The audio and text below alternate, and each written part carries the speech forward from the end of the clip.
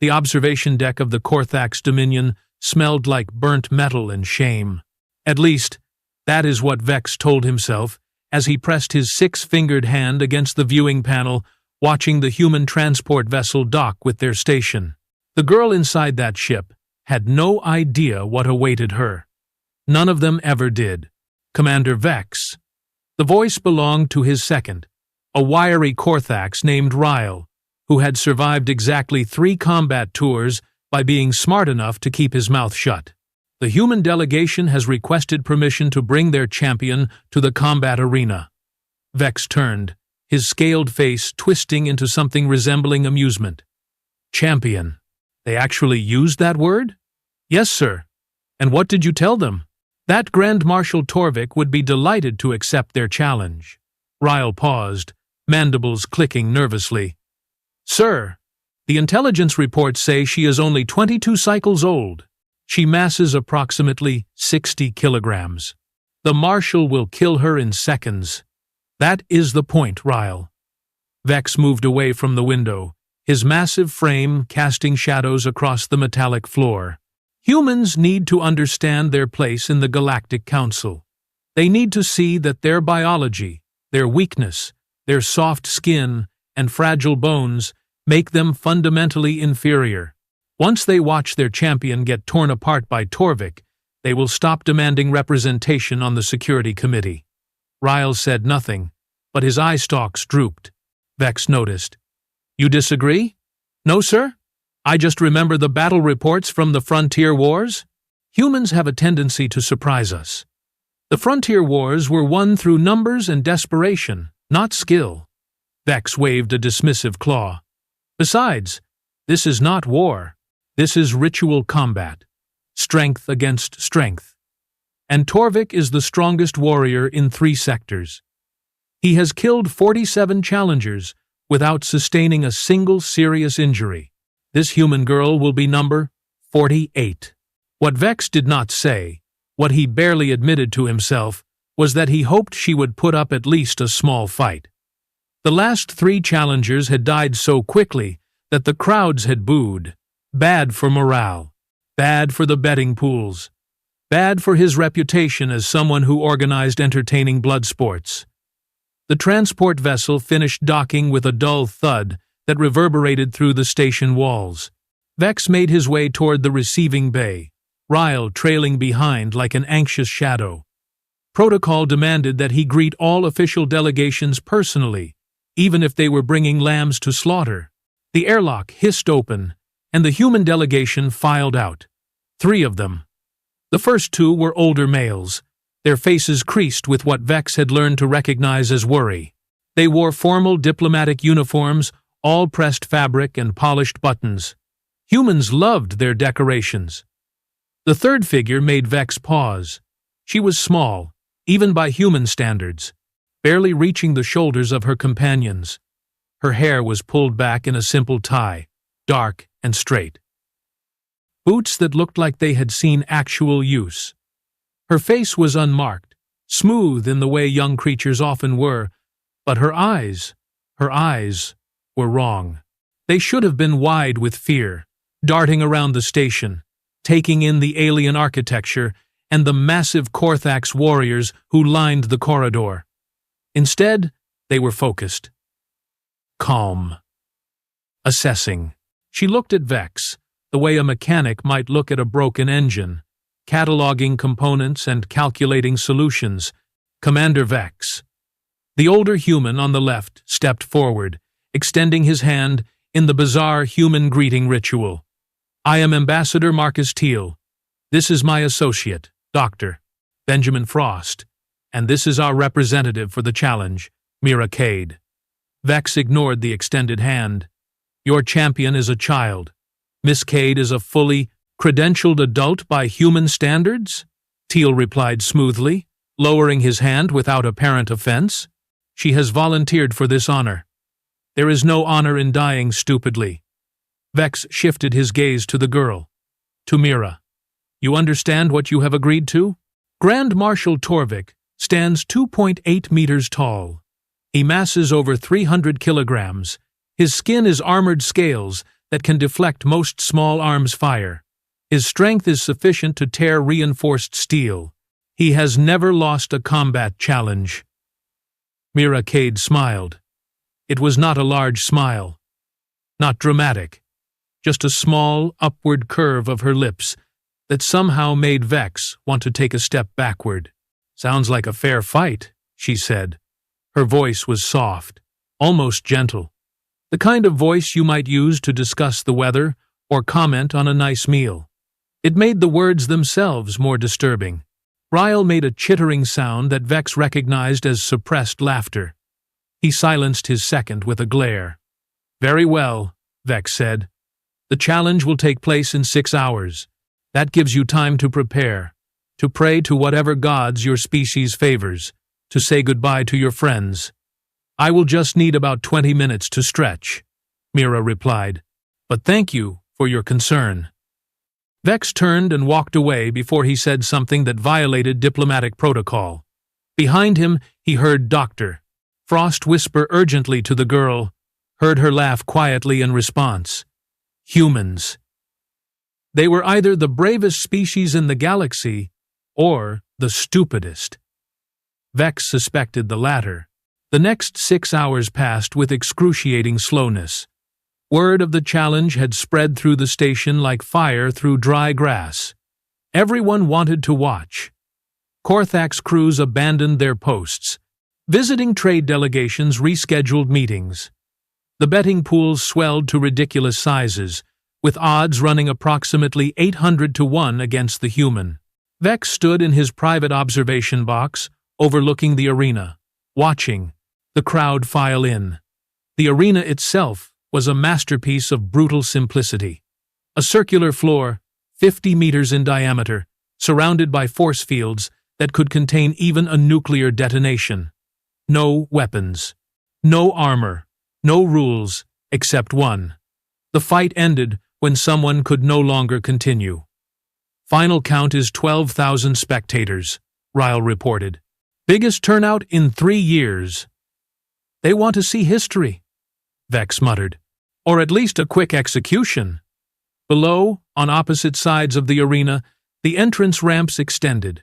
From the left came Grand Marshal Torvik, and the crowd erupted. Vex had to admit the Marshal knew how to make an entrance. He raised all 4 of his arms, roaring loud enough to be heard even through the force fields. His scales gleamed under the harsh lights, each one as large as a human hand. His teeth, visible in his open jaws, could crush bone like brittle candy. From the right entrance came Mira Kade. She did not roar. She did not wave. She simply walked down the ramp with that same calm, measured stride, looking for all the world like she was heading to a routine appointment. The crowd noise faltered, confused by her lack of drama. Torvik noticed her and laughed, the sound booming across the arena. This is my challenger? The mighty humans send me a hatchling?" Mira stopped at the edge of the combat circle, rolling her shoulders slowly. "Ready when you are." The referee, a neutral vaccine administrator, activated the fight indicators. "Combatants acknowledge. This is challenge combat under Dominion rules. Fight concludes upon incapacitation, surrender, or death. Do both parties accept these terms?" "Accepted," Torvik growled. "Accepted," Mira said quietly. "Then begin." Torvik lunged immediately, closing the distance in 2 massive strides. He was fast for his size, faster than most species expected. His first strike was a simple overhead smash, using 2 of his 4 arms to deliver a blow that should have turned Mira into a red smear on the arena floor. She was not there. She had moved. Not jumped, not rolled, just shifted her position slightly to the left, and Torvik's fists crashed into the floor with enough force to crack the reinforced plating. Before he could recover, Mira stepped inside his guard and struck him twice, rapid punches to his lower abdomen that should have been utterly ineffective against his armored hide. Torvik barely felt them. He swung backhanded, a blow that would have decapitated most opponents. Again, she was not there. She had ducked, moved, flowed around his strike like water moving around stone. Another punch, this time to his knee joint. Then she was gone again, dancing backward out of range. "Stand still, insect!" Torvik roared, charging forward with all four arms spread wide, trying to trap her in a crushing bear hug. Mira dropped low, rolled between his legs, came up behind him. She kicked the back of his other knee, not hard enough to injure, but enough to make him stumble. The crowd gasped. No one made Torvik stumble. Vex leaned forward in his observation box, mandibles slightly open. "What is she doing?"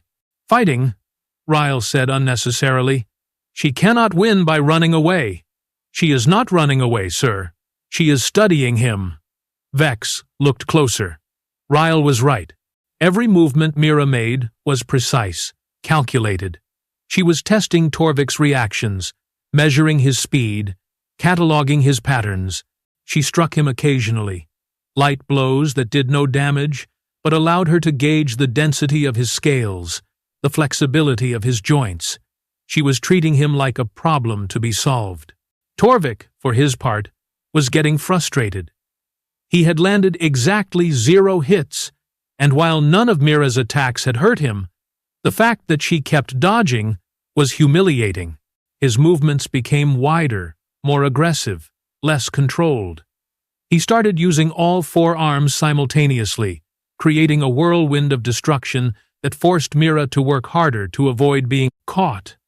The crowd was riveting now, their earlier bloodlust replaced by something more complex. Confusion, perhaps. Or the beginning of awe. 5 minutes into the fight, Torvik was breathing heavily. Mira was not. 10 minutes in, Torvik's movements had slowed noticeably. Mira still moved with that same fluid grace, never seeming to tire, never making a wasted motion. 15 minutes in, and Vex realized what was happening. "She is wearing him down," he said aloud. Torvik realized it too, but too late. He tried to adjust his strategy, tried to conserve energy, but Mira gave him no opportunity. Now, her strikes came faster, harder, always targeting the same spots. His knees, his elbows, the soft scales under his arms where his armor was thinner. She was not trying to knock him out with one powerful blow. She was dismantling him piece by piece. 20 minutes in, Torvik stumbled. Actually stumbled, his left leg buckling under his own weight. Mira did not hesitate. She stepped in close, grabbed his arm, and used his own momentum to throw him. A proper throw, utilizing leverage and balance, sending all 300 kilograms of Grand Marshal Torvik crashing onto his back with a thunderous impact. The arena went silent. Torvik tried to rise. Mira placed one boot on his chest. Not pressing down, not exerting force, just resting it there. A statement. "Yield," she said, still in that same soft voice. Torvik roared, bucked, tried to throw her off. She rode his movements easily, maintaining balance. When he exhausted himself, she repeated herself. "Yield." "Never," Torvik gasped, swinging one weakened arm at her. She caught his wrist mid-swing, twisted it, and applied just enough pressure to make her point clear. "I can break this. Then the other 3. Then both your legs. Then I will start on your ribs. You fought well, but this is over. Yield with dignity." Torvik looked up at her, then up at the crowd, then at Vex, in his observation box.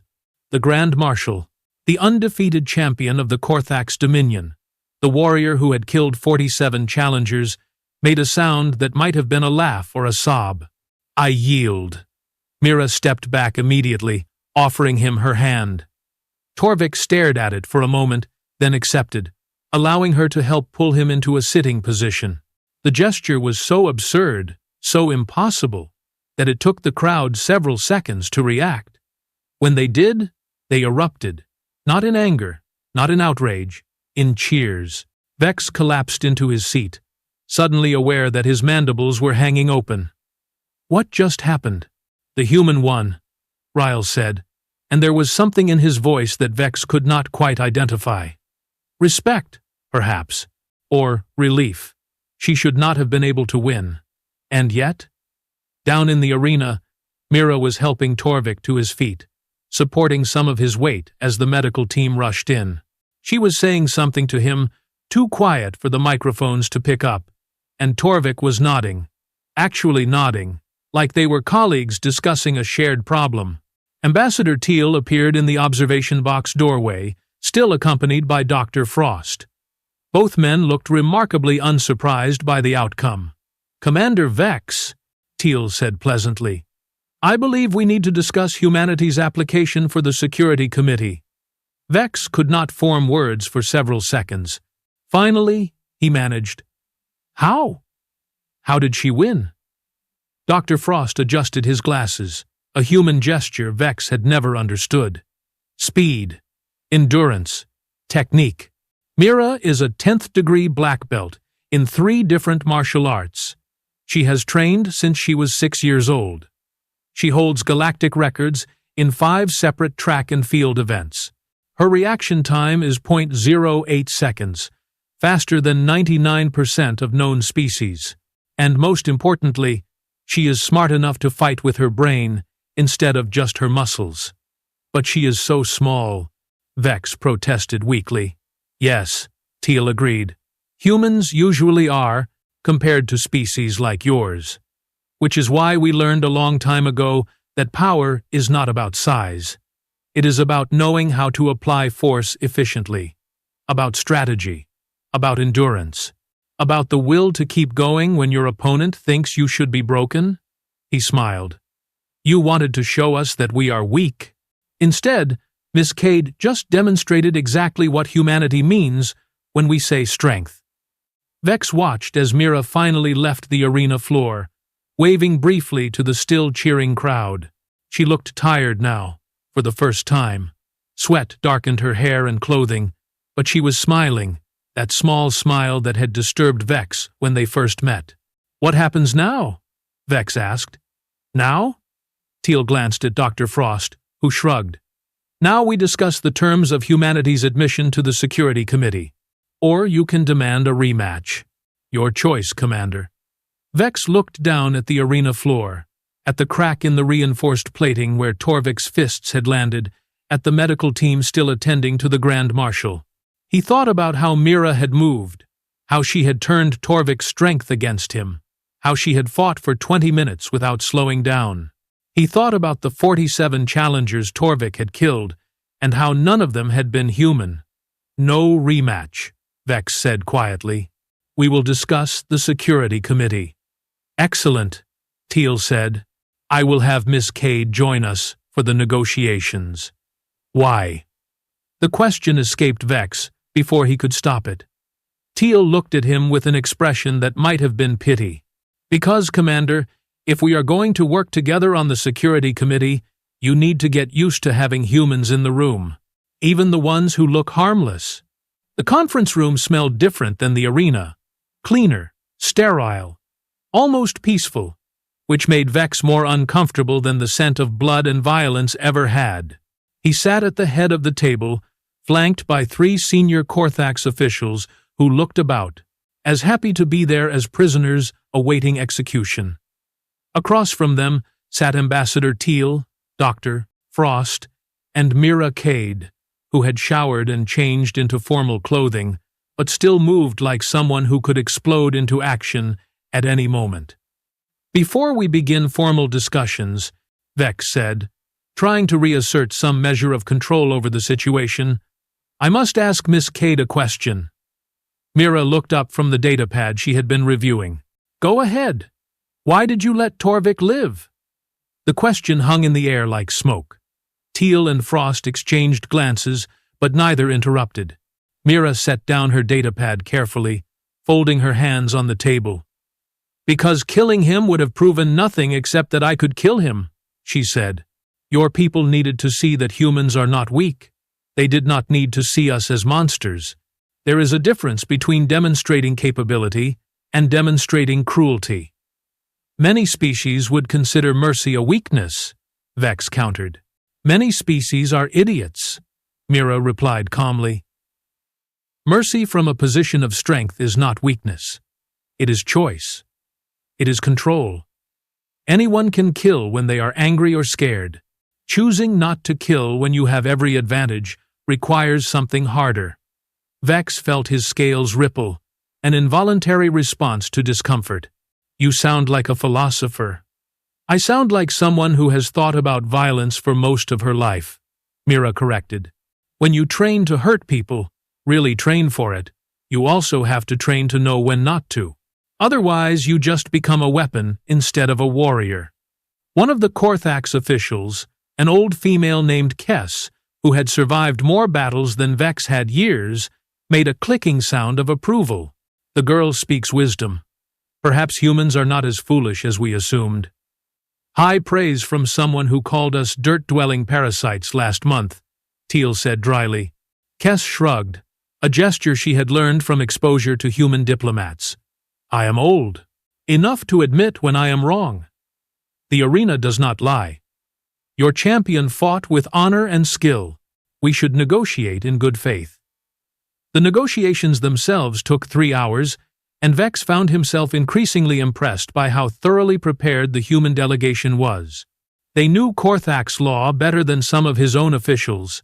They had projected trade figures, defense capabilities, resource distributions, all organized and presented with brutal efficiency. But what surprised him most was that Mira participated actively, offering insights on military strategy and security protocols that rivaled the assessments of veteran commanders. You are not just a fighter, Vex observed during a brief recess. You have tactical training. 4 years at the Lunar Military Academy, Mira confirmed. Top of my class in strategic operations. I was supposed to be an analyst before I got recruited for diplomatic security. They recruited you because you could fight. They recruited me because I could think, Mira corrected. The fighting is just a useful bonus. Anyone can punch someone. Not everyone can predict what 12 different alien species will do when a resource dispute turns violent and position assets to prevent bloodshed before it starts. Vex stared at her, mandibles working slowly. You prevented a war? When? 3 times, actually, Dr. Frost interjected, returning with cups of some horrible-smelling human beverage. Twice in the Outer Rim disputes, once during the Vicarian succession crisis. Miss Kade has been instrumental in maintaining peace in several volatile regions. Most people never hear about it because preventing wars is much less dramatic than fighting them. Then, why did you agree to this challenge? Vex demanded. You risked your life for what amounts to political theater. Mira accepted one of the cups from Frost, sipping carefully before answering. Because sometimes theater matters. Your people, the Korthax Dominion, you respect. Strength. You see, physical power as the ultimate measure of worth.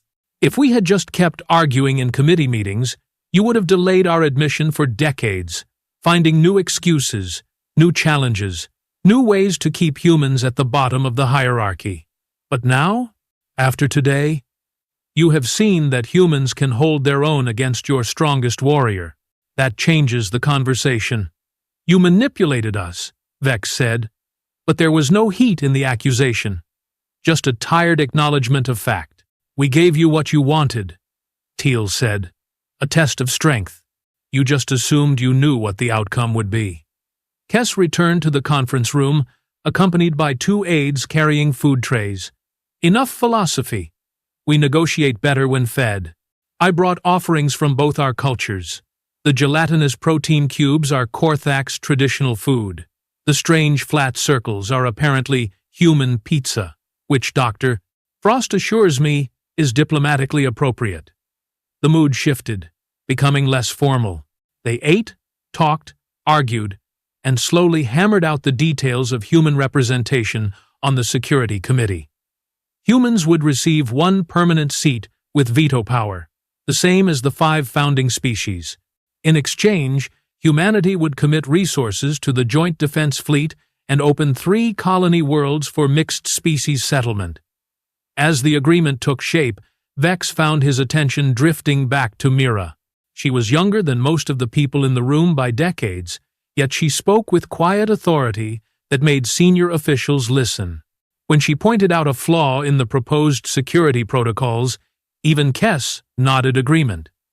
When she suggested a compromise on patrol routes, both sides accepted it without argument. "Tell me something," Vex said during another break, pulling Mira aside. "Did you know you would win? Before the fight? Were you certain?" Mira considered the question carefully. "No, Torvik was incredibly strong. If he had landed one solid hit, I probably would have died or been crippled. But I knew I had advantages he did not. Speed, endurance, technique, and most importantly, I had spent months studying recordings of his previous fights. I knew his patterns, his tendencies, his weaknesses. He knew nothing about me except that I looked small and weak. Information is power," Vex murmured. "Information is leverage," Mira corrected. "Power is what you do with that information. Torvik had the power to destroy me with one blow. I had the power to avoid that blow and deliver 1,000 smaller ones until he could not continue. Different types of power, but both valid." "You are a dangerous individual, Miss Kade." She smiled that small, disturbing smile. "Yes, but I am on your side now. That is the whole point of this security committee business. We are all supposed to be dangerous together instead of dangerous to each other." The final agreement was signed 4 hours later, with ceremonial fanfare and the requisite speeches about cooperation and mutual respect. Vex affixed his clan seal to the document, officially accepting humanity as the 6th permanent member of the Galactic Security Committee. Cameras captured the moment for distribution across 1,000 worlds. Afterwards, as the human delegation prepared to depart, Vex walked with them to the docking bay.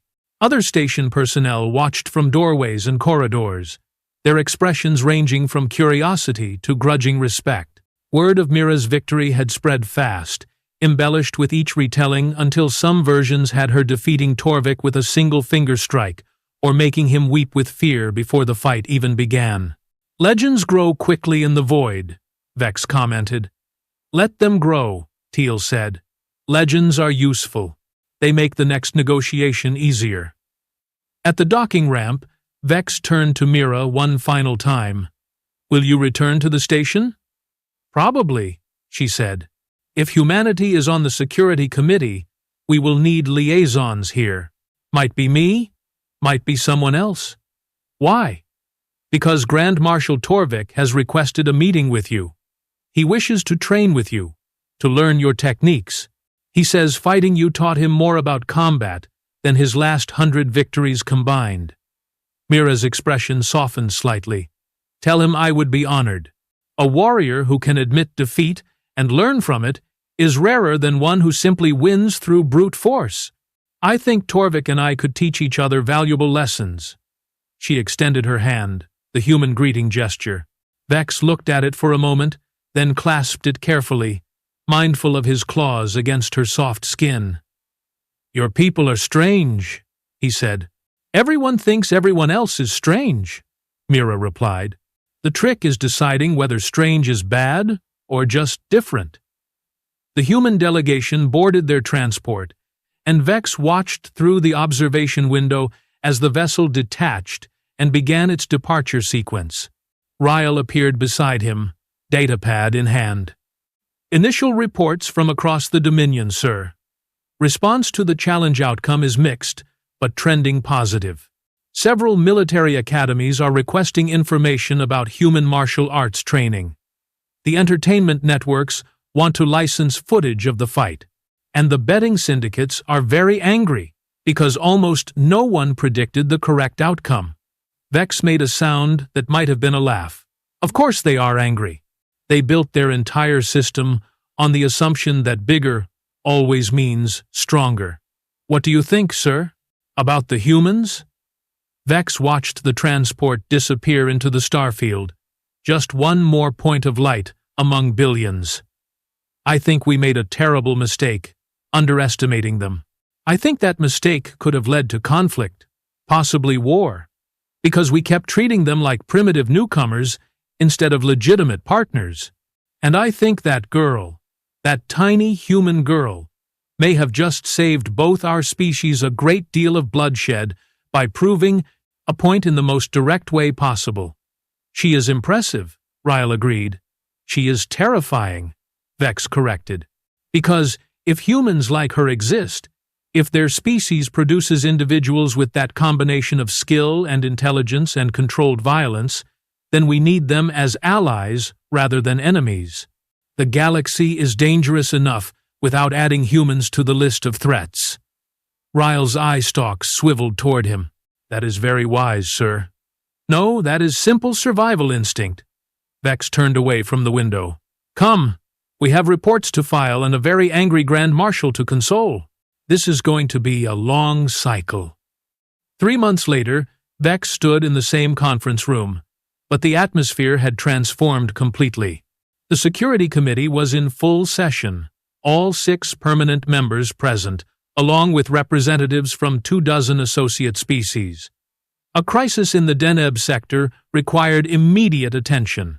Pirates had seized a convoy carrying medical supplies, and 3 different species were threatening military action against 3 other species, each blaming the others for insufficient security. The obvious solution is a joint task force, Mira said, her voice cutting through the arguing. She had been assigned as humanity's primary Security Committee representative, a decision that surprised no one who had watched her work. We pool resources from 6 species: fast attack ships from the Vaxxon fleet, heavy cruisers from the Korthax Armada, electronic warfare platforms from human naval groups. We hit the pirate base simultaneously from 3 vectors, recover the supplies, and establish a permanent patrol presence in the sector to prevent recurrence. The cost, one ambassador objected, is negligible compared to the cost of war, Mira countered, which is what you will get if those medical supplies are not recovered. The colonies that need them will start raiding each other out of desperation, and then we will have a shooting war instead of a police action. Is that preferable? The room fell silent. Mira had a gift for framing arguments in ways that made opposition seem foolish rather than principled. I support the proposal, Vex said. Korthax forces will contribute 4 heavy cruisers and support personnel. Other species fell in line quickly after that. Within an hour, they had assembled a coalition fleet that would have been impossible 6 months earlier, before humans joined the committee, before perspectives shifted. After the session concluded, Vex found Mira reviewing tactical displays in one of the side rooms. She had projected 3-dimensional maps of the Deneb sector, running simulations of the proposed operation. You did well in there, Vex said. I just pointed out the obvious, Mira replied without looking up. People were so focused on who was at fault that they forgot to solve the actual problem. That is leadership, making people focus on solutions instead of blame. She finally looked at him, and Vex saw the exhaustion in her eyes. Being humanity's representative on the Security Committee was not an easy assignment. She worked longer hours than anyone else, partly because she was still proving herself, partly because that seemed to be her nature. Do you ever regret it? Vex asked. Fighting Torvik? Taking this position? You could have refused. You could have stayed safe on Earth or Luna or wherever humans keep their warriors when not using them. Mira shut down the tactical display, the holographic images collapsing into nothing. Every day I regret parts of it. The stress, the pressure, the knowledge that millions of lives depend on decisions I help make. But then, I remember what would have happened if I had refused. Humans would still be struggling for recognition. The Korthax would still see us as weak, and the galaxy would be more divided instead of more united. So, you sacrifice yourself for the greater good. I do my job, Mira corrected. Same as you. Same as everyone in this building who actually cares about preventing disasters instead of just posturing for political advantage. They walked together toward the transport bays. The station felt different now, more integrated. Human crew members worked alongside Korthax engineers. Mixed-species security teams patrolled the corridors. The cantina served food from 8 different cultures, including pizza, which had become inexplicably popular among young Korthax who liked the combination of cheese and processed meats. "Torvik asked me to give you a message," Vex said, as they reached the departure area. "He says your technique for joint locks has revolutionized how we train our combat specialists. He also says you still owe him a rematch." Mira laughed, a genuine sound of amusement. "Tell him I will consider it once my ribs finish healing from the last time." "You were injured?" Vex had not known this. Vex. 3 cracked ribs from blocking one of his strikes in the first minute," Mira said casually. "I just did not let it show. Rule number 1 of fighting stronger opponents. Never let them know they hurt you, because that just encourages them." Vex stared at her. "You fought for 20 minutes with broken ribs?" "Cracked, not broken. There is a difference." She shrugged. "Pain is just information. It tells you something is wrong, but it does not have to stop you from functioning. You learn to work around it." "You are insane." "Probably," Mira agreed cheerfully, "but I got the job done, which is what mattered. Humanity is on the Security Committee. We have a voice in galactic affairs, and species like yours are starting to see us as partners instead of primitives. Worth a few cracked ribs, I would say." Her transport was ready, a sleek diplomatic vessel that would take her back to Earth for consultation with the human government. She would return in 2 weeks for the next committee session. Vex had already marked his calendar. "Safe travels, Miss Kade. See you soon, Commander Vex." She boarded the transport, and Vex watched it depart. Ryle appeared at his side, as he often did during these farewells. "She grows on you," Ryle observed. "Like a fungus," Vex muttered, but without real malice. "The good kind of fungus, the kind that makes food taste better." Vex turned to his second, mandibles clicking in amusement. "Did you just compare our primary security committee liaison to a food enhancement?" "I think it was a compliment, sir. I am still learning human metaphors." They walked back toward the command center, passing through corridors filled with mixed-species crews, working together on projects that would have been impossible mere months ago. The station thrummed with activity, with purpose, with something that felt almost like hope. "Do you know what the most dangerous thing about humans is?" Vex asked suddenly. "Their unpredictability?" Ryle guessed. "No, their optimism. They actually believe that different species can work together, despite fundamental differences in biology, culture, and philosophy. They think cooperation is possible when every piece of historical evidence suggests that diverse groups eventually fracture and fight. And the truly terrifying part is that they are so committed to that belief, so absolutely convinced it can work, that they are making it work through sheer stubborn refusal to accept failure. Is that bad?" Vex considered the question. "Ask me in 10 years. If we are still functioning as an effective security committee, if the galaxy is more stable instead of less, if humans are still pushing everyone toward cooperation instead of conquest, then I will tell you it was good. Until then, I remain cautiously hopeful." "You just demonstrated optimism, sir." "Do not tell anyone," Vex said. "I have a reputation to maintain." They reached the command center, where urgent messages awaited attention, where crises needed management, where the endless work of maintaining galactic peace continued without pause. Vex settled into his station, called up the relevant files, and began the process of coordinating responses with other committee members. On one of his screens, a newsfeed showed footage from the Arena Challenge, now 3 months old, but still widely circulated. Mira moving like water, Torvik crashing like thunder. The moment when everything changed, because one small human proved that power came in many forms. Vex watched for a moment, then returned to his work. The galaxy did not pause for reflection, and neither could he. But somewhere in the back of his mind, In the parts that processed patterns and predicted futures, he understood that this moment marked a turning point, not just for the Korthax Dominion or for humanity, but for every species that would come after. Every challenge that would be met, not with violence, but with intelligence, not with domination, but with partnership. All because one girl refused to accept that being small meant being weak, and proved that the greatest power was choosing when to fight and when to show mercy. The screens glowed, the station hummed, the galaxy turned.